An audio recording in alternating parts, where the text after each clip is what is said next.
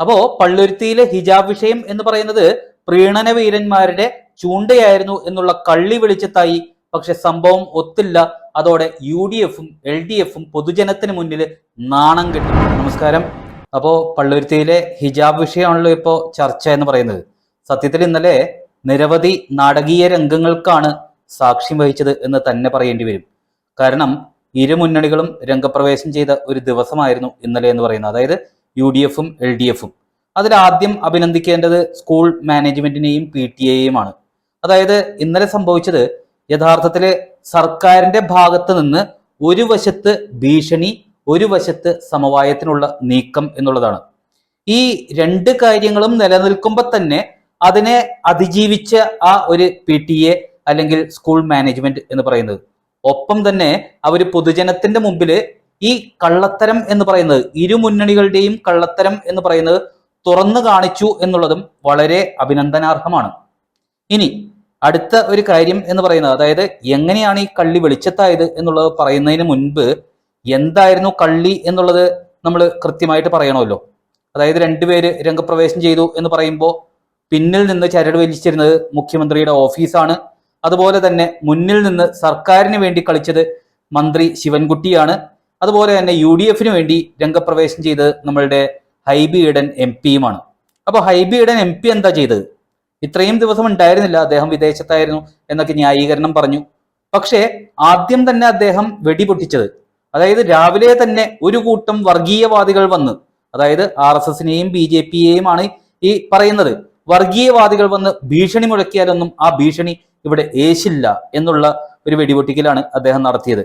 അതായത് അവിടെ ഒരു എല്ലാ രീതിയിലുമുള്ള പിന്തുണ കൊടുക്കുന്നതിന് വേണ്ടിയിട്ട് ഷോൺ ജോർജ് വന്നു എന്നുള്ളതിനെയാണ് അദ്ദേഹം ഉദ്ദേശിച്ചത്. ഇവിടെ നാടകം കളിക്കാനൊന്നും അല്ല ഈ ഷോൺ ജോർജ് അവിടെ എത്തിയത്. അതായത് ഇരു മുന്നണികളും ആ സ്കൂളിന് യാതൊരു സപ്പോർട്ടും കൊടുക്കാത്ത ഒരു അവസ്ഥയിൽ, അദ്ദേഹം വിദേശത്താണെന്നുണ്ടെങ്കിൽ ഈ DCC പ്രസിഡന്റ് ഉണ്ട്, അല്ലെങ്കിൽ അവിടെ വേറെ MLA-മാരുണ്ട്, അതുപോലെ തന്നെ മുൻ കൗൺസിലർമാര് അവിടുത്തെ കോൺഗ്രസിൻ്റെതായിട്ടുള്ളതുണ്ട്. ഇവരൊന്നും അവിടേക്ക് എത്തിയില്ലല്ലോ. അപ്പോ ആ ഒരു അവസ്ഥയും, അതുപോലെ തന്നെ അവിടെ ഒരു MLA ഇരിക്കുന്ന അവസ്ഥ, ആ MLA ആ സ്കൂളിൽ തിരിഞ്ഞു നോക്കാത്ത അവസ്ഥ, അങ്ങനെയുള്ള സാഹചര്യത്തില് കൃത്യമായിട്ട് നമ്മളുടെ BJP-ക്കാർ അവിടെ ചെന്നു എല്ലാ പിന്തുണയും വാഗ്ദാനം ചെയ്തു എന്നുള്ളതാണ് സത്യാവസ്ഥ. അപ്പോ ആ ഒരു കൂട്ടം വർഗീയവാദികൾ എന്ന് പറഞ്ഞപ്പോ ഈ ഹൈബി ഈഡൻ എന്ന് പറയുന്നത് മെൻഷൻ ചെയ്യാത്ത മറ്റൊരു കൂട്ടം വർഗീയവാദികളുണ്ട്. അതായത് തൃപ്പൂണിത്തുറയിലെ SDPA-യുടെ ഭാരവാഹിയായിട്ടുള്ള ആളടക്കം, നിരോധിച്ച പോപ്പുലർ ഫ്രണ്ട് സംഘടനയിലെ ആളുകൾ അടക്കം ആ സ്കൂളിൽ വന്ന് സ്കൂൾ മാനേജ്മെന്റിനെ ഭീഷണിപ്പെടുത്തിയ ഒരു സംഭവമുണ്ട്. ഇതിനെക്കുറിച്ച് ഹൈബി ഒന്നും പറഞ്ഞില്ല. എന്നിട്ട് പെട്ടെന്ന് ഒരു 4 മണി 3 മണി ആയപ്പോഴത്തേക്കും വൈകിട്ട് ഒരു എല്ലാ ചാനലിലും, ഏതോ PR ഏജൻസി വർക്ക് ചെയ്ത പോലെ എല്ലാ ചാനലിലും പെട്ടെന്നൊരു വാർത്ത, അതായത് കുട്ടിയും സ്കൂൾ മാനേജ്മെന്റുമായിട്ട് ചർച്ച നടത്തി, അതിന് മുൻകൈ എടുത്തത് ഹൈബി ഈഡനാണ് MP എന്നുള്ള നിലയിൽ. അങ്ങനെ ഹൈബി ഈഡന്റെ ആ ഒരു ശ്രമത്തിന്റെ ഫലമായിട്ട് കുട്ടിയുടെ രക്ഷിതാക്കള് സാധാരണ യൂണിഫോം തന്നെ ധരിച്ചു വരാൻ റെഡി ആയിരിക്കുന്നു, സ്കൂളും അതിന് സഹകരിച്ചതിന് വളരെയധികം നന്ദി എന്നൊക്കെ പറഞ്ഞ് എല്ലാത്തിന്റെയും ക്രെഡിറ്റ് അങ്ങോട്ട് ഒറ്റയടിക്ക് ഏറ്റെടുക്കുന്ന രീതിയിലുള്ള ഒരു വാർത്ത എല്ലാ മാധ്യമങ്ങളിലും പെട്ടെന്ന് പ്രത്യക്ഷപ്പെട്ടു. ഇനി അടുത്തൊരു സംഭവം എന്ന് പറയുന്നത് PTA പ്രസിഡന്റ് അത് തുറന്നു പറയാൻ യാതൊരു മടിയും കാണിച്ചില്ല, ധൈര്യം കാണിച്ചു എന്നുള്ളതാണ്. അതായത് രാവിലെ മുതൽ ഇന്നലെ നടന്നുകൊണ്ടിരുന്നത് ഭീഷണിയാണ്.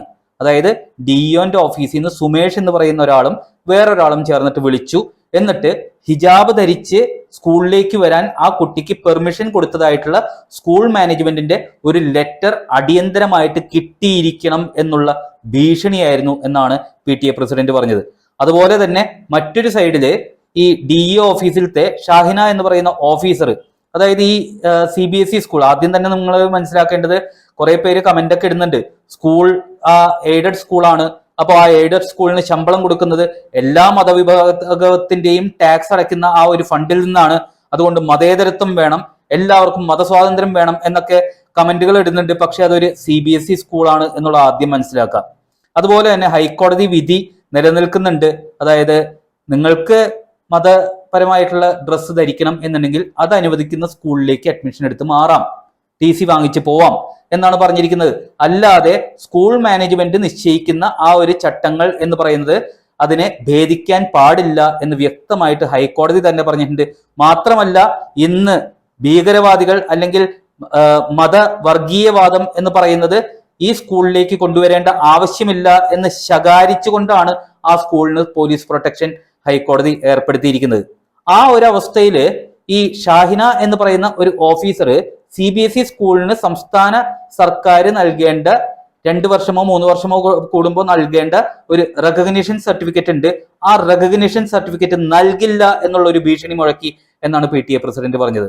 ഇതെല്ലാം കഴിഞ്ഞു പെട്ടെന്ന് നമ്മളുടെ വിദ്യാഭ്യാസ മന്ത്രി ശിവൻകുട്ടിയുടെ ഒരു സർക്കുലർ വന്നു. അതായത് ഈ കുട്ടിയെ ഹിജാബ് ധരിച്ച് സ്കൂളിൽ പഠിപ്പിക്കാൻ സ്കൂൾ ബാധ്യസ്ഥരാണ് എന്നുള്ള ഒരു സർക്കുലർ ആയിരുന്നു. മാത്രമല്ല ഒരു ഔദാര്യം കൂടി ചെയ്തു കൊടുത്തിട്ടുണ്ട് കേട്ടോ. ആ സ്കൂൾ യൂണിഫോമിന് മാച്ചിങ് ആയിട്ടുള്ള ഏത് കളർ ഹിജാബ് വേണം എന്ന് സ്കൂളിന് നിശ്ചയിക്കാം. വളരെ രസകരമായിട്ട് എനിക്ക് തോന്നി. അതായത് ഈ മതസ്വാതന്ത്ര്യം എന്ന് പറയുന്നതിന്റെ ഒപ്പം തന്നെ ന്യൂനപക്ഷ സമുദായങ്ങൾക്ക് സ്കൂൾ തുടങ്ങാനും ആ സ്കൂൾ തുടങ്ങുമ്പോൾ അതിന്റെ ചട്ടങ്ങൾ അവർക്ക് തന്നെ രൂപീകരിക്കാനുമുള്ള ഒരു സ്വാതന്ത്ര്യം കൂടി ഭരണഘടനയിൽ നൽകുന്നുണ്ട്. മാത്രമല്ല ഈ സുപ്രീം കോടതിയാണെന്നുണ്ടെങ്കിലും ഹൈക്കോടതിയാണെന്നുണ്ടെങ്കിലും ഈ CBSE സ്കൂളുകളിൽ ഏത് രീതിയിലുള്ള യൂണിഫോം വേണം, എന്ത് ചട്ടങ്ങളാണ് പാലിക്കപ്പെടേണ്ടത് എന്നുള്ള ആ ഒരു നിയമങ്ങൾ, സ്കൂൾ നിയമങ്ങൾ എന്ന് പറയുന്നത് രൂപീകരിക്കാനുള്ള പൂർണ്ണ സ്വാതന്ത്ര്യം എന്ന് പറയുന്നത് ഈ സ്കൂൾ മാനേജ്മെന്റുകൾക്ക് തന്നെ നൽകുന്നുണ്ട് എന്നുള്ളത് കൂടി മനസ്സിലാക്കണം.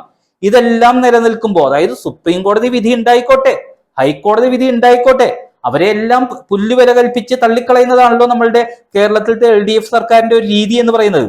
അപ്പോ ഈ ശിവൻകുട്ടി സർക്കുലർ ഇറക്കിയിരിക്കുന്നു, സ്കൂളുകളിൽ ഈ ഹിജാബ് ധരിച്ച് വരാനുള്ള അവകാശം കുട്ടികൾക്ക് കൊടുക്കണം, പഠിക്കാനുള്ള അവകാശം അവർക്ക് നൽകണം എന്നൊക്കെ പറഞ്ഞുള്ള ഒരു സർക്കുലർ. അപ്പൊ ആർക്ക് വേണ്ടിയിട്ടാണ് ഈ കുഴലൊത്ത് എന്നുള്ള എല്ലാവർക്കും മനസ്സിലായിട്ടുണ്ടാവുമല്ലോ. ഇനി ഈ മുസ്ലിം ജനതയെ മൊത്തം ചേർത്ത് പിടിക്കുന്ന ആളുകളായിട്ട് മാറാൻ വേണ്ടിയിട്ട് ഇത് ആരിട്ട ചൂണ്ടയാണ് എന്നുകൂടി നിങ്ങൾ തന്നെ മനസ്സിലാക്കിയെടുത്തോളൂ. അപ്പോൾ ഇതാണ് ഇന്നലെ സംഭവിച്ചത്.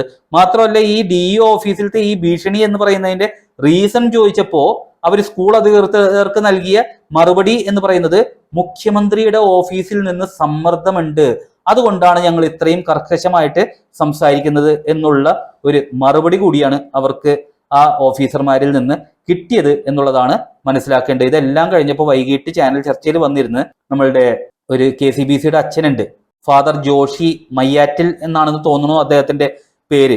അദ്ദേഹം വന്നിരുന്ന് പറഞ്ഞു, ഞങ്ങൾക്ക് സ്കൂളിൽ ഇതുവരെ, അതായത് ആ ചർച്ച തുടങ്ങുന്നതിന് തൊട്ട് മുൻപ് വരെ അദ്ദേഹം സ്കൂൾ അധികൃതരുമായിട്ട് സംസാരിച്ചു, മന്ത്രിയുടെ ഒരു നിർദ്ദേശവും ഒരു സർക്കുലറും ഇതുവരെ കിട്ടിയിട്ടില്ല. ഒന്നാമത്തെ കാര്യം. രണ്ടാമത്തെ കാര്യം, ഈ ഹൈബി ഈഡൻ എന്ന് പറയുന്നത് സ്കൂളിലത്തെ മാനേജറായിട്ടോ പ്രിൻസിപ്പളായിട്ടോ PTA പ്രസിഡന്റുമായിട്ടോ സംസാരിച്ചിട്ടേ ഇല്ല. മാത്രമല്ല ഈ കുട്ടിയുടെ രക്ഷിതാക്കളും ഈ സ്കൂൾ മാനേജ്മെന്റുമായിട്ട് യാതൊരു ചർച്ചയും നടത്തിയിട്ടില്ല. ഹൈബി പോയി ഈ രക്ഷിതാക്കളോട് സംസാരിച്ചു, നാളെ മുതൽ ഞങ്ങൾ സാധാരണ യൂണിഫോം ഇട്ട് വന്നോളാം എന്ന് രക്ഷിതാവ് സമ്മതിച്ചു എന്നുള്ള ഒരു കാര്യം മാത്രമേ നടന്നിട്ടുള്ളൂ. അല്ലാതെ അദ്ദേഹം വലിയ ചർച്ചകൾക്കൊന്നും അവിടെ വേദി ഒരുക്കിയിട്ടില്ല എന്നുള്ള ഒരു രീതിയിലാണ്. മാത്രമല്ല മതവിഭാഗങ്ങളെ ഭിന്നിപ്പിച്ച് വോട്ട് നേടുവാനുള്ള ഒരു വർഗീയ അജണ്ട മാത്രമാണ് UDFും LDFും കളിക്കുന്നത് എന്ന് തുറന്നു പറഞ്ഞു ആ ചാനൽ ചർച്ചയിൽ. അതോടുകൂടിയിട്ട് പവനായി ശവമായി എന്നൊക്കെ പറയുന്ന പോലെ ഈ UDFും LDFും പൊതുജനത്തിന് മുന്നിൽ നാണം കെട്ടു എന്ന് തന്നെ പറയേണ്ടി വരും. മാത്രമല്ല നമ്മളുടെ കേരളത്തിലത്തെ പ്രബുദ്ധ ജനത എന്ന് പറയുന്നത് ഇത് വോട്ട് വരുന്നവരെ ഓർത്തിരിക്കോ എന്നുള്ളത് അറിയില്ല. ചിലപ്പോൾ കിറ്റ് കിട്ടുമ്പോൾ മാറി ചിന്തിച്ചേക്കാം.